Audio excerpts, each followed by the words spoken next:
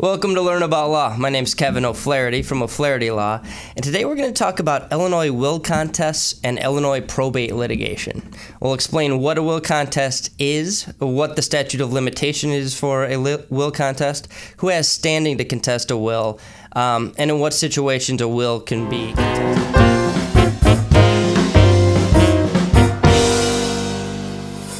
Let's start out with what is a will contest. A will contest is basically a lawsuit filed by an interested party trying to challenge the validity of the will. Our last video was about formal proof of will hearings. A will contest is different from a formal proof of will hearing. A formal proof of will hearing basically requires the executor to prove through the testimony of the witnesses to the will that the will was properly executed.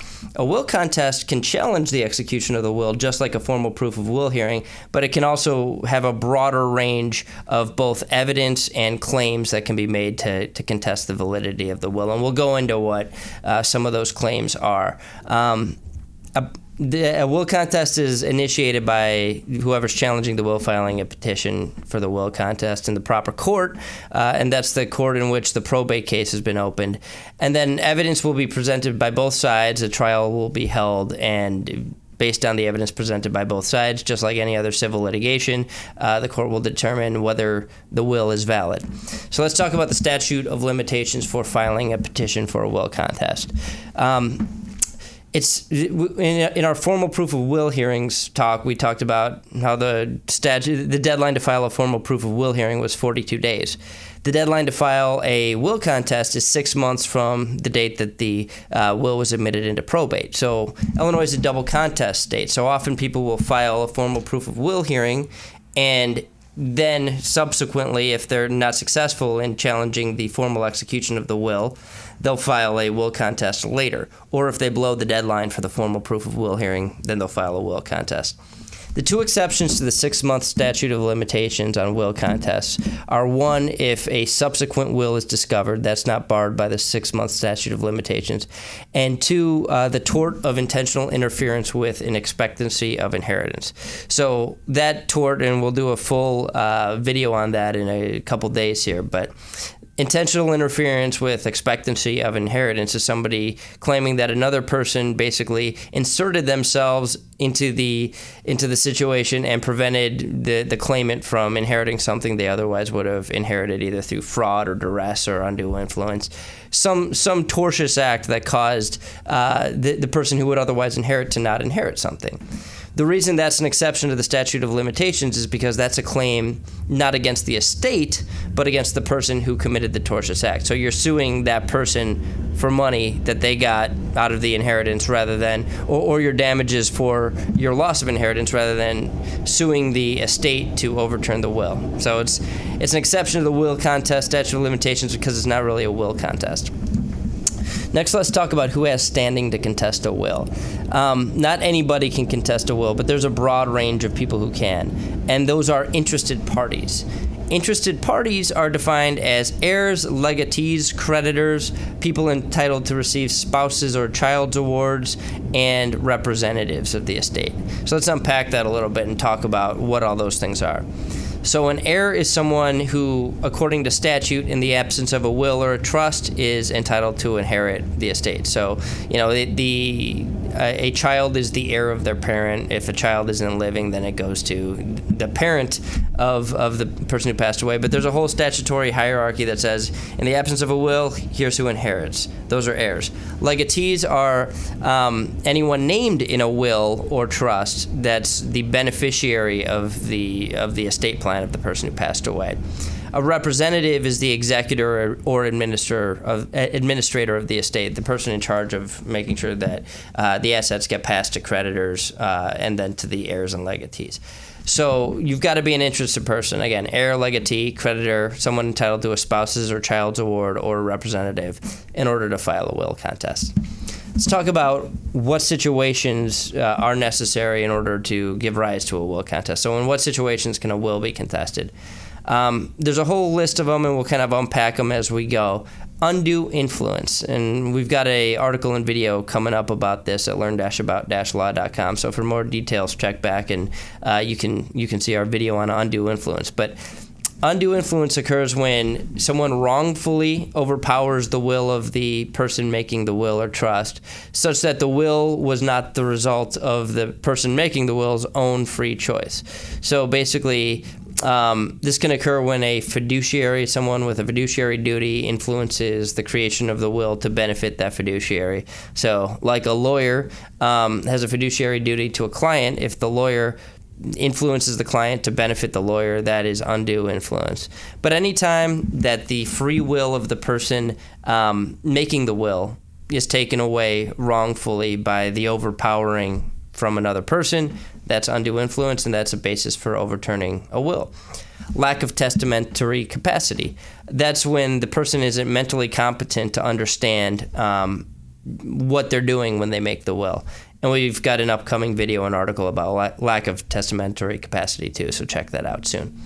Fraud, forgery, compulsion, or other improper conduct. This is pretty broad, but it comes down to anything that's done wrongfully to trick someone into signing the will. So replacing the document with another document, or signing their signature, or telling them a lie in order to induce them to leave their inheritance to someone different than they otherwise would have. So telling them that their long-lost cousin is actually dead so that they don't send them any money in their will when the cousin is actually alive, that would be fall in fraud, forgery, compulsion, or other improper conduct. Revocation. So if you can prove that the testator, the person who made the will, revoked the will after it was made, then the will be considered invalid. And this requires two things. First, you have to show that the testator intended to revoke the will or the trust. And second, that the testator took some specific action to show their intent to revoke the will or trust. So the classic example is someone shouting, "I'm revoking my will," and then tearing up the original will.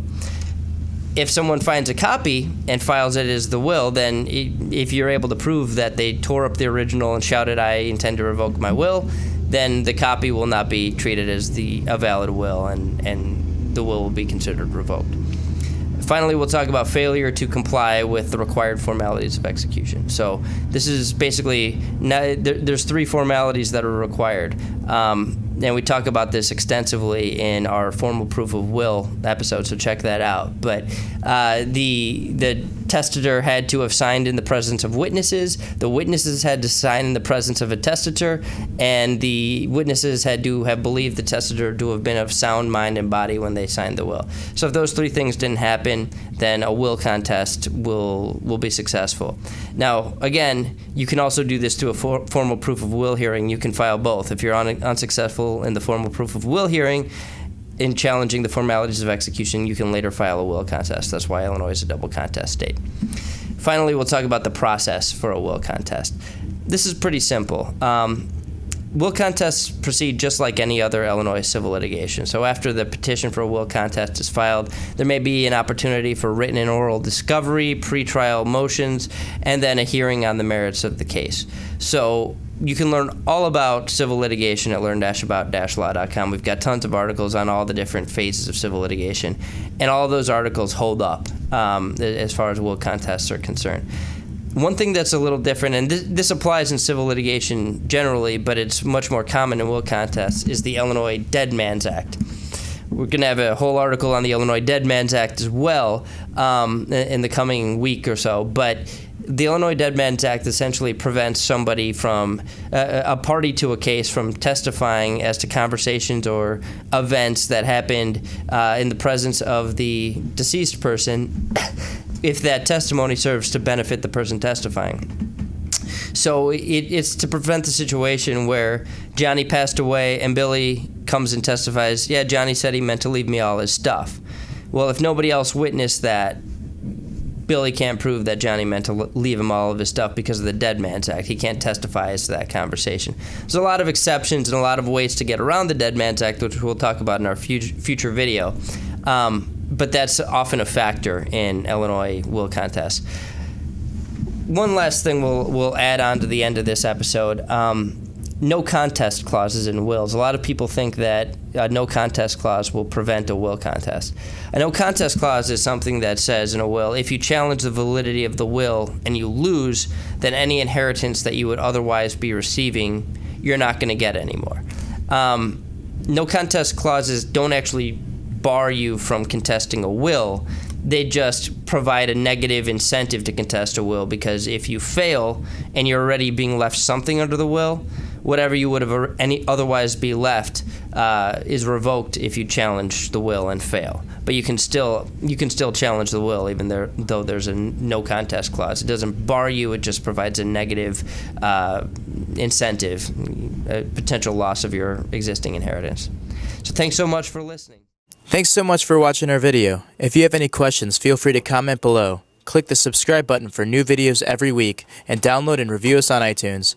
Visit learn-about-law.com for other legal-related articles and videos. Visit our business podcast and video blog, seizeyourbusiness.com, and visit Making Real Estate Fun for real estate videos and podcasts. Call us at 630-324-6666 for a free consultation.